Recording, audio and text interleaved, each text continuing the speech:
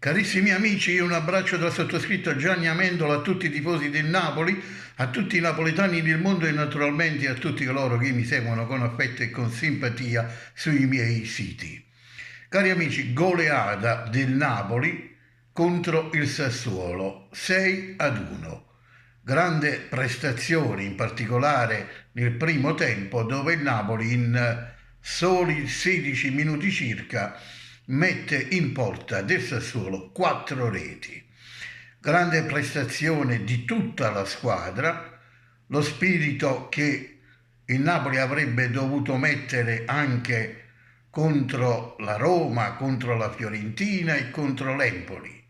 E allora, guardando questa partita, sono contento per il risultato, più o meno perché cerchiamo di mantenere il terzo posto, che per la Champions League è importante, se non altro per il cash, per i soldi.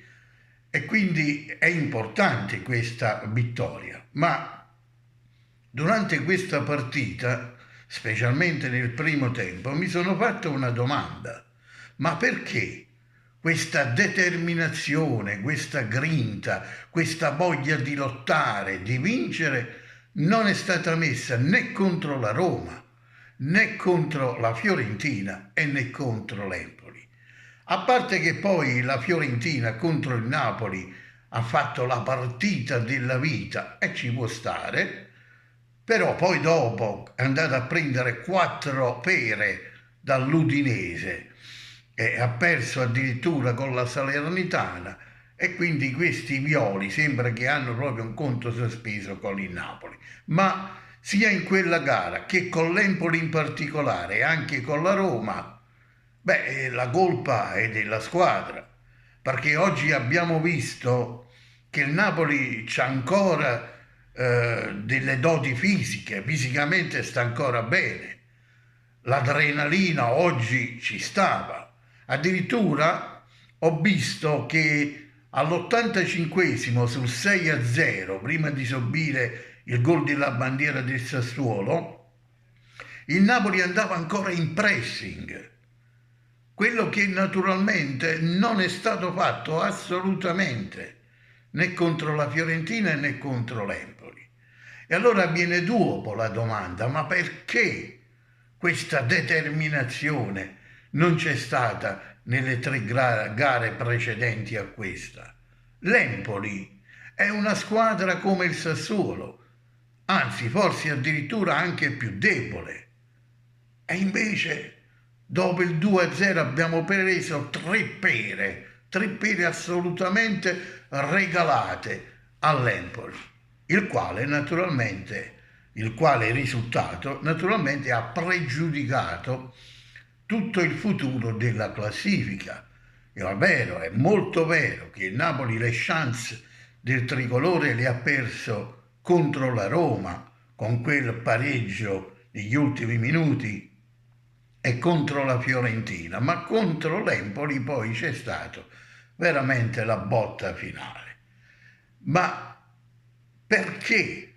Perché, ve lo sarete sicuramente chiesti anche voi, perché questo approccio che il Napoli ha messo oggi in campo, in particolare nel primo tempo, non c'è stato in quelle partite che sicuramente erano molto più importanti di questa. Anche questa era una partita importante, una vittoria, ripeto, che ci porta a sperare per il terzo posto, perché dietro c'è la Juventus che incalza, e quindi importante. Ma perché non hanno combattuto in questo modo contro le 3 partite precedenti?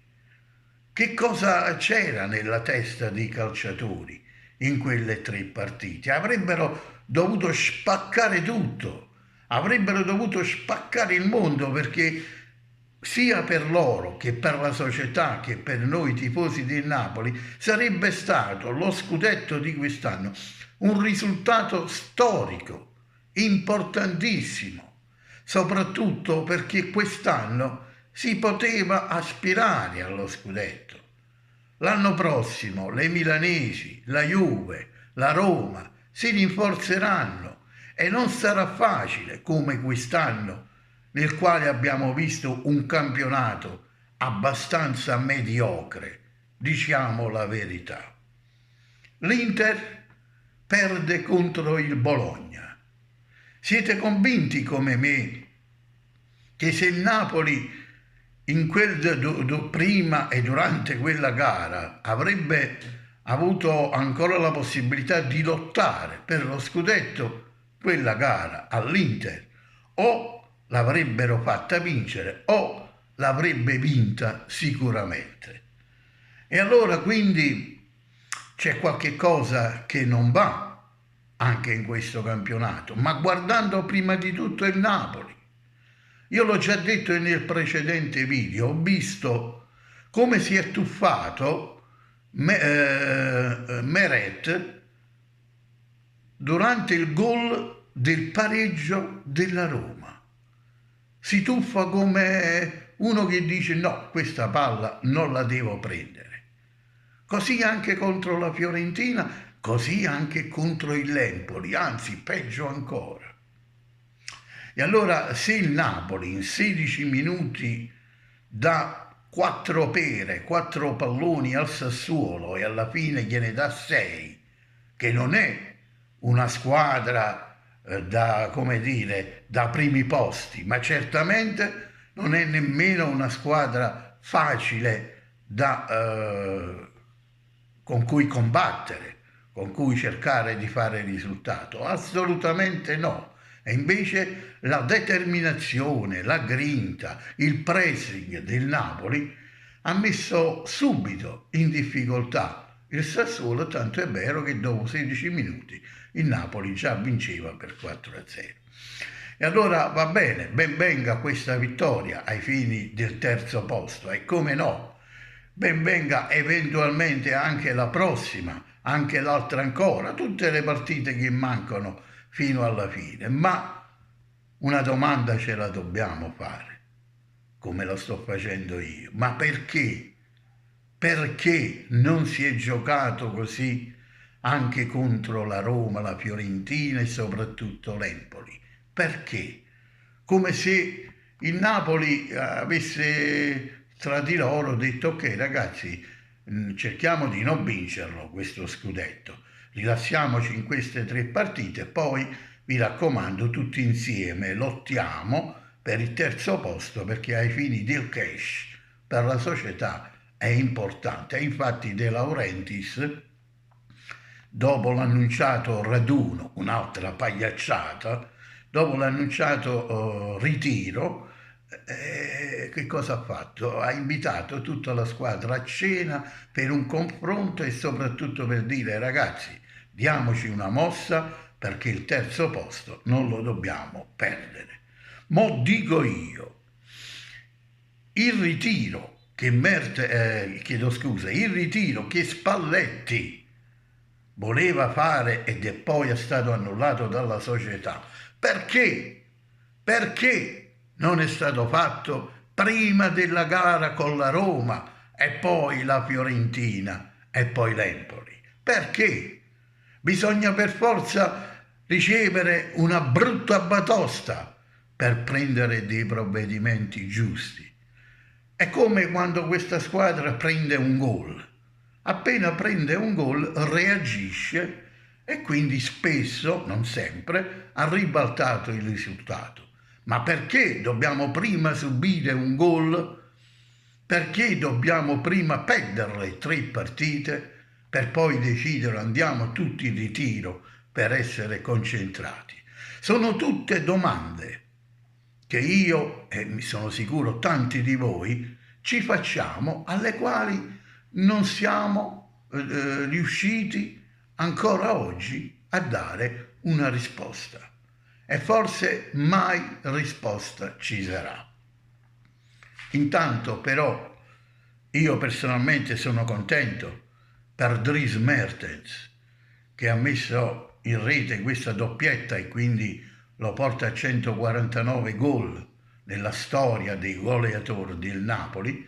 Sono contento perché credo che insieme a Maradona, insieme ad Hamsik, Mertens è stato ed è il calciatore che ha sentito e sente di più l'appartenenza a questa maglia, ma veramente, senza chiacchiere o cose simboliche come quando baciano il simbolo della squadra sulla maglietta. Mertens, addirittura in un incontro con De Laurentiis per il rinnovo di contratto del prossimo anno, è disposto a dimezzarsi l'ingaggio pur di restare a Napoli. Questo fa onore a Ciro Mertens e naturalmente fa piacere a tutti noi tifosi del Napoli, come un po' fece anche Hamsik, ricordate?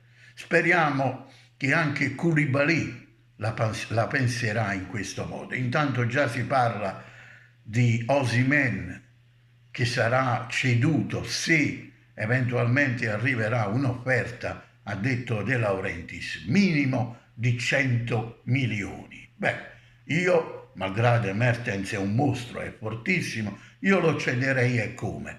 Per 100 milioni, perché con 100 milioni si rifà la squadra e c'è bisogno in alcuni reparti di rifarla questa squadra. Avete visto il ritorno, il rientro di Di Lorenzo? Ha influito tanto sulla vittoria del Napoli. Non possiamo presentarci in Champions League o al prossimo campionato, con tutto il rispetto, con il giovane Zanoli. Non possiamo presentarci così. Quindi in quel ruolo sostituto di Di Lorenzo ci vuole un calciatore esperto, forte, veloce.